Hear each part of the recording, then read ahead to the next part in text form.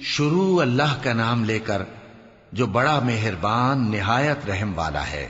بکھیرنے والی ہواؤں کی قسم جو اڑا کر بکھیر دیتی ہیں، پھر پانی کا بوجھ اٹھاتی ہیں، پھر آہستہ آہستہ چلتی ہیں، پھر اس چیز کو یعنی بارش کو تقسیم کرتی ہیں کہ جو وعدہ تم سے کیا جاتا ہے وہ یقیناً سچا ہے، اور انصاف کا دن ضرور واقع ہوگا۔ اور آسمان کی قسم جس میں کئی رستے ہیں کہ اے اہل مکہ تم ایک اختلاف والی بات میں پڑے ہوئے ہو، اس سے یعنی عقیدہ آخرت سے وہی پھرتا ہے جو اللہ کی طرف سے پھیرا جائے۔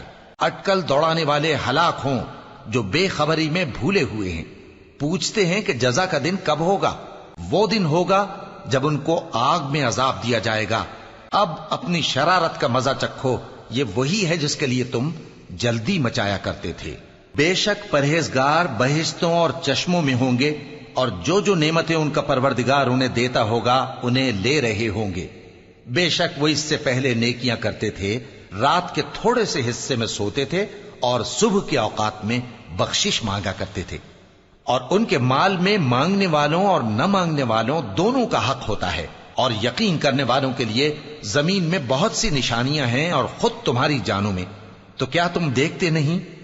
اور تمہارا رزق اور جس چیز کا تم سے وعدہ کیا جاتا ہے آسمان میں ہے، تو آسمان اور زمین کے مالک کی قسم یہ اسی طرح قابل یقین ہے جس طرح تم بات کرتے ہو۔ اے نبی، کیا تمہارے پاس ابراہیم کے معزز مہمانوں کی خبر پہنچی ہے؟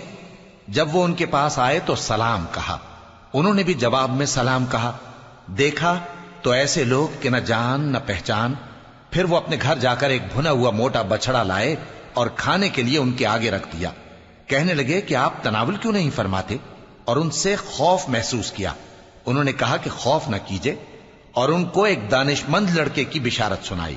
تو ابراہیم کی بیوی چلاتی آئیں اور اپنا منہ پیٹ کر کہنے لگیں کہ ایک تو میں بڑھیا، اوپر سے بانجھ۔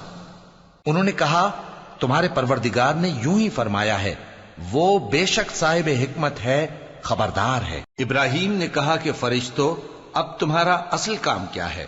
انہوں نے کہا کہ ہم گناہگاروں کی طرف بھیجے گئے ہیں تاکہ ان پر گارے کی پتھریاں برسائیں جن پر حد سے بڑھ جانے والوں کے لیے تمہارے پروردگار کے ہاں سے نشان کر دیے گئے ہیں۔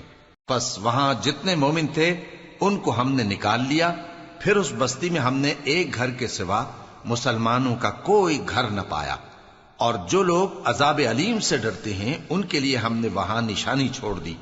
اور موسیٰ کے حال میں بھی نشانی ہے، جب ہم نے ان کو فرعون کی طرف کھلا ہوا معجزہ دے کر بھیجا تو اس نے اپنی قوت کے گھمنڈ پر منہ موڑ لیا اور کہنے لگا یہ تو جادوگر ہے یا دیوانہ۔ تو ہم نے اس کو اور اس کے لشکروں کو پکڑ لیا اور ان کو سمندر میں پھینک دیا، اور وہ کام ہی قابل ملامت کرتا تھا۔ اور عاد کی قوم کے حال میں بھی نشانی ہے، جب ہم نے ان پر نامبارک ہوا چلائی، وہ جس چیز پر چلتی اس کو ریزہ ریزہ کیے بغیر نہ چھوڑتی۔ اور قوم سمود کے حال میں بھی نشانی ہے، جب ان سے کہا گیا کہ ایک وقت تک فائدہ اٹھا لو، پس انہوں نے اپنے پروردگار کے حکم سے سرکشی کی، سو ان کو کڑک نے آ پکڑا اور وہ دیکھ رہے تھے۔ پھر وہ نہ تو کھڑے رہنے کی طاقت رکھتے تھے اور نہ مقابلہ کر سکتے تھے، اور اس سے پہلے ہم نوح کی قوم کو ہلاک کر چکے تھے۔ بے شک وہ نافرمان لوگ تھے۔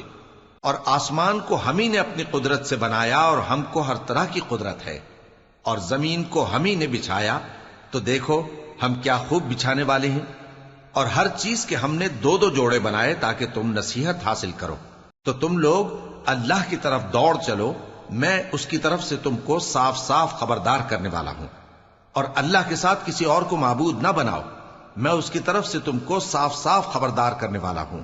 اسی طرح ان سے پہلے لوگوں کے پاس بھی جو پیغمبر آتا تو وہ بھی اس کو جادوگر یا دیوانہ کہتے۔ کیا یہ لوگ ایک دوسرے کو اسی بات کی وصیت کر مرے ہیں؟ نہیں، بلکہ یہ شریر لوگ ہیں۔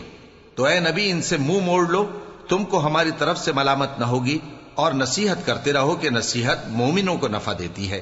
اور میں نے جنوں اور انسانوں کو اسی لیے پیدا کیا ہے کہ وہ میری عبادت کریں۔ میں ان سے رزق تو نہیں مانگتا اور نہ یہ چاہتا ہوں کہ وہ مجھے کھانا کھلائیں۔ اللہ ہی تو سب کو رزق دینے والا ہے، زور آور ہے، مضبوط ہے۔ سو کچھ شک نہیں کہ ان ظالموں کے لیے بھی عذاب کی نوبت مقرر ہے، جس طرح ان کے ساتھیوں کی نوبت تھی۔ تو ان کو مجھ سے عذاب جلدی نہیں طلب کرنا چاہیے، پھر جس دن کا ان کافروں سے وعدہ کیا جاتا ہے اس سے ان کے لیے خرابی